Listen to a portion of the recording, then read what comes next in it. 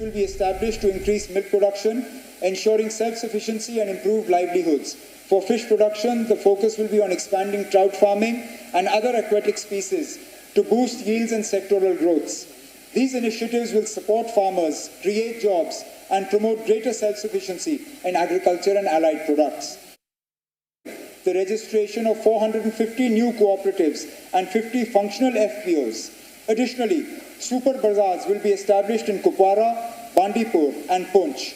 And key agricultural initiatives will improve infrastructure, including mushroom units, medicinal plants, FPO plant park, compost units, and cold storage facilities. J&K produces some of the finest quality wool. Despite its superior quality, J&K wool fetches low prices, dropping from 100 rupees to less than 30 rupees per kg due to weak market and industry linkages. The wool and pelt sector has the potential to generate 135 crores annually. To address this, the Industries Department will introduce advanced wool processing technologies, provide training to entrepreneurs, and frame a policy to attract private and corporate investments in wool processing mills. I propose 2025 as the J&K Green Mission year to promote communities in making villages clean and green through waste segregation, proper disposal, and vermicomposting. To ensure sustainability, the government will implement the Own Source Revenue or OSR policy, aiming at making every village panchayat self-sufficient over the next 5 years. For the year 25-26, an allocation of 2,221.58 crores has been made under capital expenditure for agriculture and allied sectors, marking an increase of 332.72 crores over the revised allocation of 24-25. This enhanced funding will support key initiatives aimed at strengthening the sector and boosting farmers' incomes. Under Pradhan Mantri Awas Yojana Gramin, 3.4 lakh houses are sanctioned, with 50,000 more to be built in 25-26, providing quality housing and improved living standards for rural households. वहीं इस दौरान आपको बता दें कि जम्मू कश्मीर में CM Omar Abdullah अपना पहला बजट पेश कर चुके हैं। ऐसे में उनकी तरफ से तमाम बड़े ऐलान किए गए हैं, जहां आवाम को राहत मिलने की उम्मीद जताई जा रही है। साथ ही साथ उनकी तरफ से रोजगार और ख्वातीन के लिए भी खास ऐलान किए गए हैं। इसके अलावा जम्मू में नए असेंबली कॉम्प्लेक्स की तामीर का भी ऐलान उनकी तरफ से किया गया है। आपको बता दें कि टूरिज्म सेक्टर पर भी खास तवज्जो दी गई है। बजट में टूरिज्म सेक्टर को बढ़ावा देने का भी ऐलान किया गया है। इस दौरान तमाम स्कीम्स पर भी खास जोर सीएम उमर अब्दुल्ला की तरफ से दिया गया है, जहाँ आपको बता दें कि लगातार आवाम को राहत देने की कोशिश उनकी तरफ से की जा रही है और इसी हवाले से तमाम बड़े ऐलान आज बजट के दौरान सीएम उमर अब्दुल्ला की तरफ से किए गए हैं। साथ ही साथ बिजली बिल में भी कम दर करने के लिए लोगों को राहत दी गई है। इसके अलावा 200 यूनिट फ्री बिजली का भी ऐलान सीएम उमर अब्दुल्ला की तरफ से किया गया है। इसके साथ आपको बता दें कि 200 यूनिट फ्री बिजली का अपने मैनिफेस्टो में भी नेशनल कॉन्फ्रेंस ने वादा किया था। वहीं अपने बजट के ऐलान में भी उन्होंने 200 यूनिट फ्री बिजली का ऐलान किया है, जिससे आवाम को राहत की उम्मीद जताई जा रही है।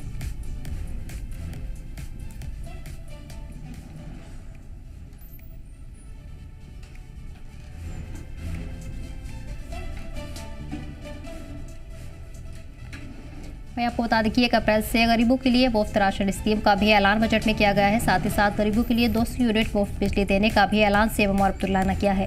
1 अप्रैल से ख्वातीन के लिए मुफ्त सफ़र का ऐलान किया गया है। इसके अलावा विवाह सहायता योजना की रकम 50 से बढ़ाकर 70,000 कर दी गई है। 2025 को ग्रीन मिशन साल के तौर पर सीएम उमर अब्दुल्ला ने पेश किया है। वहीं स्पोर्ट्स की बात करें तो लगातार जम्मू कश्मीर में स्पोर्ट्स को बढ़ावा देने के लिए कई कदम उठाए जा रहे हैं। अपने बजट में स्पोर्ट्स के लिए 150 करोड़ का बजट सीएम ने पेश किया।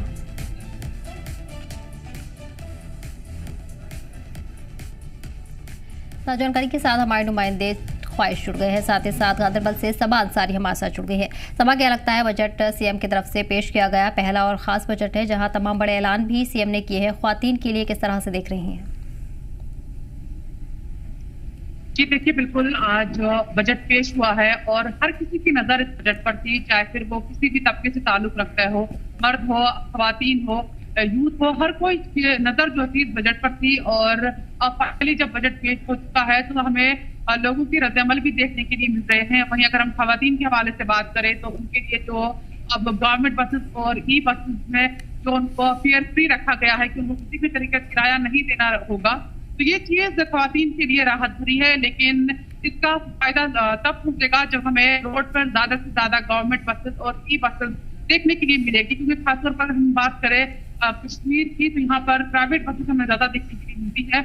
और अगर ऐसे ऐलानात होते हैं तो जरूरी है कि गवर्नमेंट बसेस में इजाफा हो, ई बसेस की जो तादाद है उसमें भी इजाफा हो, क्योंकि कुछ इलाके ऐसे भी है, अगर मैं खासतौर पर जिला गांधरबल की बात करूं तो गांधरबल की जो दूर दराज के इलाके हैं वहां पर ई बसेस नहीं है, वहां पर ई बसेस नहीं पहुंचती है। तो उन तमाम चीजों को भी सरकार को मद्देनजर रखना होगा और हर एक जगह जो ये सहूलत जो है पहुंचानी होगी, ताकि हर एक जगह से ताल्लुक रखने वाली खवातीन है वो इस स्कीम का फायदा उठा पाए। तो अभी फिलहाल जो है हमें लोगों के रद्द-ए-अमल देखने के लिए मिल रहे हैं इस बजट के बाद से ही, और खास तौर पर जो बिजली के हवाले से जो ऐलानात किए गए हैं उसको लेकर लोगों में हमें थोड़ी सी मायूसी देखने के लिए मिल रही है, क्योंकि लोगों का ये कहना है कि जब इलेक्शन के टाइम पे कैंपेनिंग चल रही थी और ये बताया गया था कि 200 यूनिट बिजली फ्री दी जाएगी, तब ये क्लियर नहीं किया गया था कि कौन से तबके को ये दी जाएगी, सबके लिए होगी या कोई खास मखसूस तबका होगा। लेकिन आज जब बजट पेश हुआ तो AAY फैमिलीज जो है उनके लिए ही ये 200 यूनिट बिजली जो है वो फ्री रखी जाएगी। तो इस चीज को लेकर हमें लोगों में थोड़ी सी मायूसी देखने के लिए मिल रही है। लेकिन हालांकि ये तमाम सारे ऐलानात किए गए हैं और तकरीबन हर एक सेक्टर को जो है आज के जो बजट में जो है उनके बारे में जिक्र किया गया है, उनको एलोकेट किया गया है। तो देखने वाली बात ये होगी कि आने वाले टाइम पर किस तरीके से लोगों को इस बजट का जो आज ऐलानात किए गए हैं इन स्कीम का फायदा पहुंचते हुए नजर आता है। जी सुबह बिल्कुल ठीक है सबा। ख्वाहिश वही अगर बात करें तो ये भी सीएम उमर अब्दुल्ला की तरफ से कहा गया है कि 2025 को ग्रीन मिशन साल के तौर पर पेश किया जाएगा, क्या मायने हैं इसके? देखिए, सरकार तो है वो बहुत सारे इनिशिएटिव के तरीके से ले रही है। खैर उनके पास जो बजट है उस मुताबिक उन्होंने बजट आवंटन किया है। कई जगह अच्छा खासा जो पैसा है वो एलोकेट किया गया है, कई जगह जो है थोड़ी कटौती की गई यानी कम रखा गया मात्र। तो कह सकते हैं कि ओवरऑल जो बजट है वो लोगों के हित के लिए है, ऐसा नेशनल कॉन्फ्रेंस कह रही है। और जिस तरह से ये एक कोशिश की जा रही है कि अलग तरह से इस बजट को जो के जरिए जो एक एवोल्यूशन लाया जा सके डेवलपमेंट का जम्मू कश्मीर में, तो उस पर जो है सरकार काम करती नजर आएगी। कोई भी ऐसे सेक्टर है जिससे उन्होंने अछूता नहीं किया है, सबको जो है कुछ ना कुछ जरूर दिया है।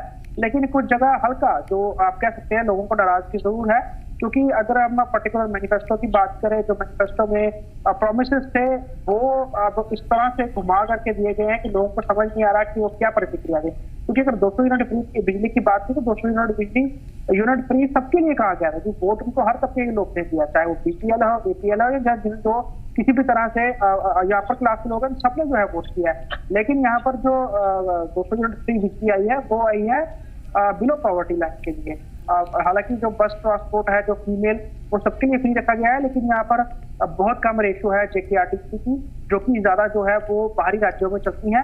अंदर आप कह सकते हैं कि एक जगह बहुत कम कनेक्टिविटी है। ये बसें शहरों तक सीमित है, चाहे वो श्रीनगर हो, जम्मू हो, और वो भी 100 की कैपेसिटी में है। तो इतना ही ज्यादा लोड, इतना ज्यादा पॉपुलेशन, तो ये भी बहुत ज्यादा इसमें आगे किस तरह की गाइडलाइन आएंगी वो भी देखना जरूरी रहेगा। अलग अलग चीजें हैं, रोड इंफ्रास्ट्रक्चर हो गया, एजुकेशन हो गया या स्पोर्ट्स हो गया, हेल्थ एजुकेशन हो गया या हेल्थ इंफ्रास्ट्रक्चर हो गया, हर किसी को जो है उन्होंने उसकी बुनियाद मजबूत करने की कोशिश की है, नए इंफ्रास्ट्रक्चर बनाने की कोशिश की है, नए कॉलेजेस बनाने की कोशिश की है। और कहीं ना कहीं ये भी कोशिश है कि जो भी बजट आया है उससे कुछ फीचर जम्मू कश्मीर का सुधर सके, यहाँ के लोगों को फायदा मिल सके और जो बुनियादी ढांचे हैं वो मजबूत किए जा सके, चाहे वो ऐसे इलाके स्कूल थे जो कि बहुत खस्ता हालत में दुरुस्त करना हो, नए स्कूल बनाने हो, नए कॉलेज बनाने हो, इंस्टीट्यूशन बनाने हो, उनकी बात हो, या फिर और अलग अलग तरीके से फायदे लोगों को देने हो, चाहे वो जल शक्ति हो, PDD हो, हर तरह से जो है कोशिश सरकार की है। अब देखना यही है, हालांकि प्रतिक्रिया तो जो विपक्ष की तरफ से वो अच्छी नहीं आई, क्योंकि उन्होंने कहा कि ये साफ तौर पर उन्होंने धोखा दिया है, लोगों ने कहा कुछ और किया कुछ, और जो प्रधानमंत्री की बातें थी ज्यादातर उनको ही जो है रिपीट कर दिया गया है। तो बहुत कुछ अभी लोगों का रिएक्शन धीरे धीरे करके सामने आएगा। लेकिन अगर हम अगर इसमें पॉजिटिव बात कहें तो महिलाओं के लिए, चाहे वो किसी भी वर्ग की हो, महिलाओं के लिए ये अच्छा रहेगा कि गवर्नमेंट बसेस में जो है वो ट्रांसपोर्ट फ्री रहने वाला है। वहीं BPL हालांकि कहते हैं कि अगर आप लोग को ज्यादा मुफ्त की चीजों पर निर्भर कराएं तो वो बहुत ज्यादा सुस्त हो जाते, धीरे बस्ते पे चले जाते हैं, काम नहीं करते हैं। अच्छा भी सिर्फ BPL जो हाईली कह सकते हैं कि आप लो लेवल के लोग हैं उनको